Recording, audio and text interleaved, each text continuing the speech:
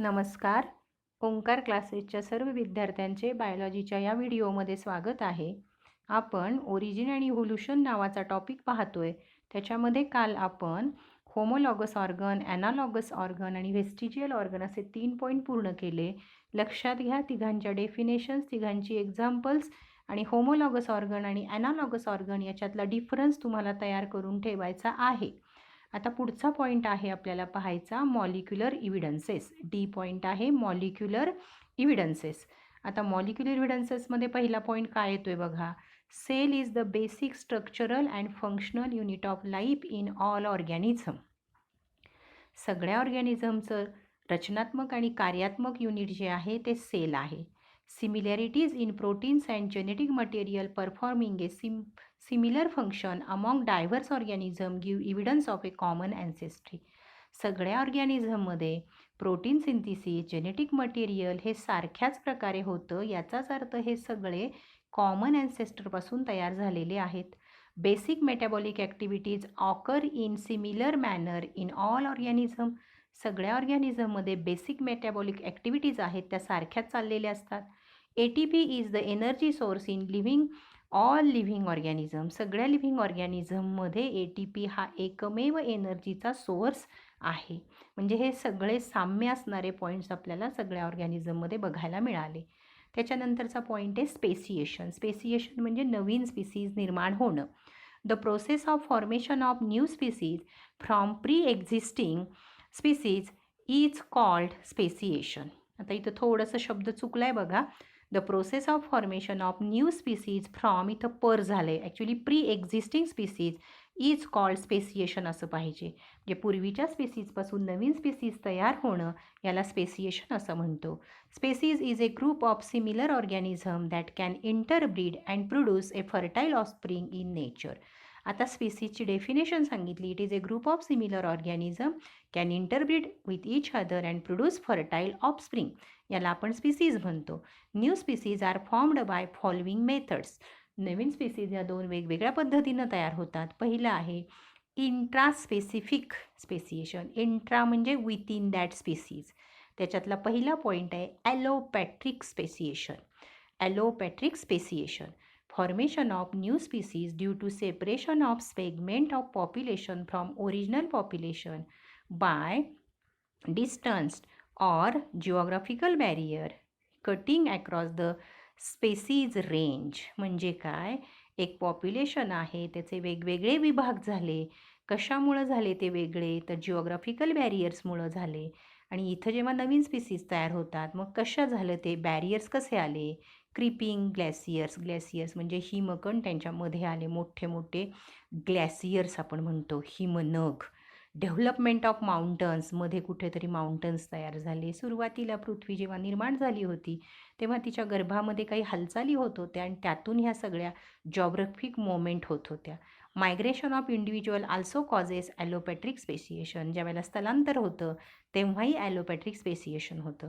The mode of evolution here is called adaptive radiation. आणि इथं जे इव्होल्युशन झालं त्याला आपण अडॅप्टिव्ह रेडिएशन असं म्हणतो. त्याच्यानंतरचा दुसरा पॉईंट आपल्याला पाहायचा आहे. त्याच्या आधी एक्झाम्पल बघा.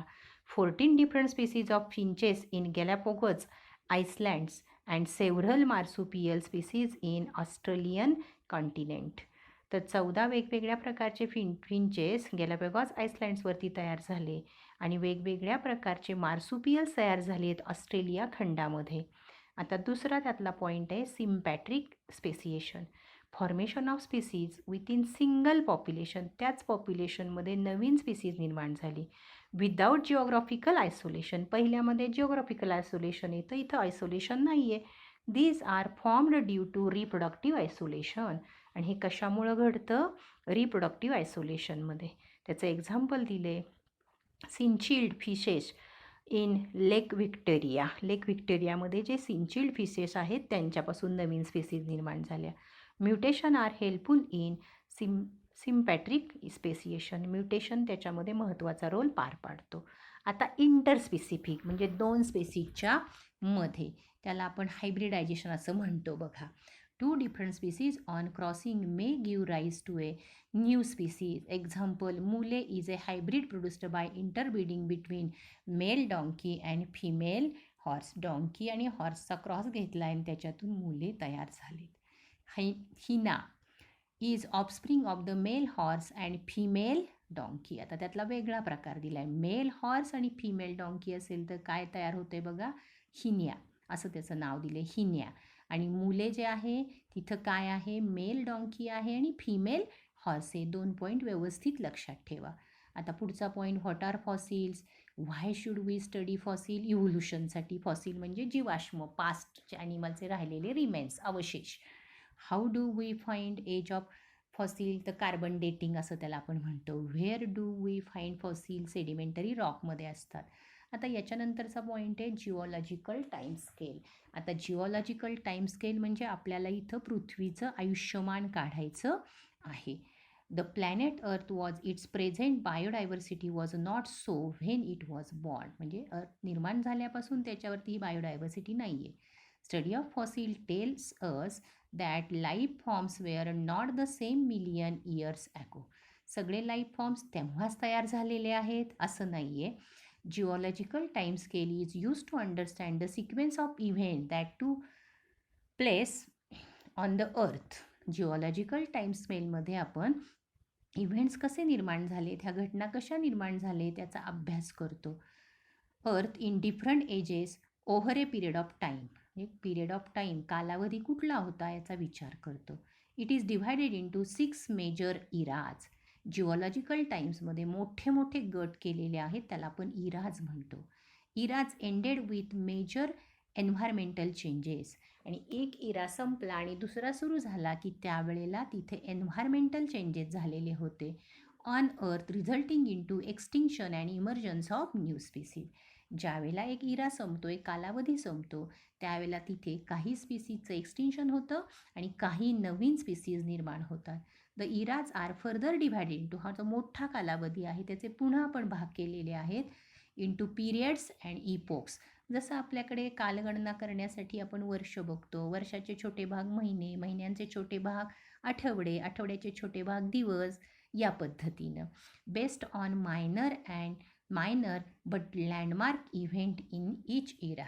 त्या इरामध्ये काय विशिष्ट घटना घडलेली आहे त्यानुसार त्याच्यामध्ये पिरियड्स आणि इपोक्स केलेले आहेत. हे आपण टेबलमध्ये बघणार आहे, ते नंतर बघूया टेबल आपण. The first life appeared on earth some 2000 million years ago. साधारणतः 2000 मिलियन इयर्स ॲगो पहिलं लाईफ जन्माला आलं. It took billions of years for this process to take place. आणि हे तयार होण्यासाठी बिलियन्स ऑफ इयर्स लागली. From proteinoid of first cell, आपण जे आधी शिकलो प्रोटीनॉइड किंवा फर्स्ट सेल तयार झाली. The transition of is steel mystery. आणि आत्तापर्यंत जे ट्रान्झिशन होतं आहे, बदल होतं आहे, एक मिस्ट्री आहे, गूढ आहे, रहस्य आहे की ते आपल्याला प्रॉपर उलगडता अजूनही आलेलं नाही. Once form the living forms diversified in to various group. एकदा तयार झाले की त्याच्यापासून वेगवेगळे ग्रुप झाले, वेगवेगळे. Life began in the sea water. Life सुरुवातीला पाण्यामध्ये तयार झालं, समुद्राच्या पाण्यामध्ये तयार झालं. Plants were the first living beings to adapt to terrestrial life. आणि प्लॅन्ट्स हे पहिले आहेत की जसे सुरुवातीला टेरेस्ट्रियल लाईफला अडॅप्ट झाले. Fishes evolved and diversified. Fishes प्रगत झाले आणि त्यांच्यामध्ये वेगवेगळे प्रकार निर्माण झाले. The lobe fin of fishes to got diversified. जे वेगवेगळे लोब फिन आहेत प्रत्येक फिशमध्ये वेगळे, ते डायव्हर्सिफाईड आहेत म्हणजे वेगवेगळे झालेत. Some developed stout. काहींच्यामध्ये स्टाउट स्ट्रॉंग तयार झालेत. Strong fins and could go to land and come back to water. मग काही त्याच्या साह्याने काय करत होते, पाण्यातून जमिनीवर येत होते, जमिनीतून पुन्हा पाण्यावर जात होते जमिनीवरून. The सिलाकांत was considered as A living fossil. आता हा पॉईंट मार्क करून ठेवायचा. सिलाकांत नावाचा एक फिश आहे, त्याला म्हणतात living fossil. It was thought that lobe fins are extinct. त्याच्यामधले लोब फिन्स काय झाले, extinct. But variety of the lobe fin fish called Silakant was caught in 1938 in south Africa. साऊथ आफ्रिकामध्ये आपल्याला वेगवेगळ्या प्रकारचे लोफिन्स बघायला मिळाले. Reptiles evolve from amphibians. Reptile तयार कोणापासून झाले? ॲम्फिबियन्सपासून. आपण 11वीत क्लासिफिकेशन पाहिलं बघा. Pisces, amphibia, reptiles, aves and mammals. They are the first true and land vertebrate. They do not have to go to water for reproduction. रेप्टाईल्सला पुन्हा पाण्याकडे जावं लागत नाही रिप्रोडक्शनसाठी.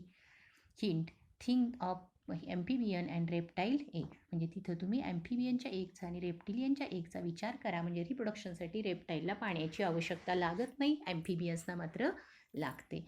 But about 200 millions year ago. इथं त्याचा शॉर्ट फॉर्म दिला आहे माया. बघा, MYA. सम रेप्टाईल्स. आता हा जो चार्ट आहे हा आपण नंतर उद्या सलग बघू. या चार्ट नंतरचा जो पार्ट आहे कंटिन्यू केलेला तो आपण आज पहिल्यांदा पूर्ण करूया. बघा आता ह्या डायग्रॅम नंतरचा पार्ट आहे तो. Moved back to aquatic mode of life. काही जण पुन्हा पाण्यामध्ये गेले. And gain fish like form as seen in ichthyosaurus. मग काहींनी पुन्हा फिशसारखा आकार प्राप्त केला की जे तुम्हाला इचिओसॅरसमध्ये बघायला मिळतं. The giant reptiles like dinosaurs once dominated the earth but are now extinct. एक काळ असा होता की तिथे मोठे मोठे जायंट रेप्टाईल्स तयार झाले होते पण आता ते एक्सटिंक्ट झालेत. When was this. हे कधी झालं? About 65 millions year ago. 65 millions year ago. Why it must have happen. असं का घडलं?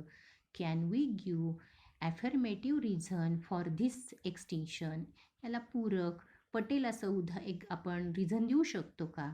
At around the same time giant ferns were present on earth. त्याच टाईमला मोठ्या मोठ्या आकाराचे फर्न अर्थवरती होते. However they also became extinct and got converted in to fossil. ते पण एक्सटिंक्ट झाले आणि त्याचे फॉसिल्स तयार झाले किंवा फॉसिल फ्युएल तयार झालं. How this must have happen. हे कसं घडलं? Decline of the giant reptile mark the beginning of dominance of mammals. Decline of the म्हणजे जसे जायंट रेप्टाईल कमी झाले तसतसं ॲनिमल मॅमल्स तयार व्हायला लागले. These viviparous organism were more intelligent. आणि व्हिव्हिपॅरस जे ऑर्गॅनिझम आहेत ते जास्त इंटेलिजंट होते. ते कुड अव्हॉइड डेंजर. ते डेंजरचा सामना करू शकत होते किंवा ते टाळू शकत होते. Early mammals wear small श्रीव like organism.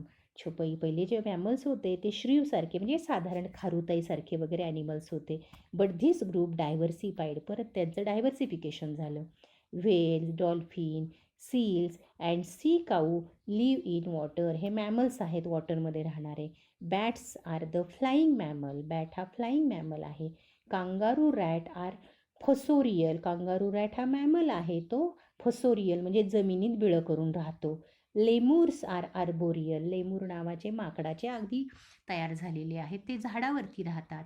Major physical disturbances led to phenomenon like the continental drift that is continent moved from their original place. म्हणजे तयार झाले तिथून ते दुसरीकडे गेले.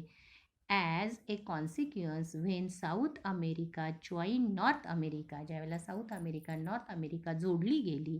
ancestral form of horse, hippos, rabbits, native of the South America were dominated by North American animal. मग या ठिकाणी साऊथ अमेरिकेच्या ॲनिमलनी त्यांना डॉमिनेट केलं.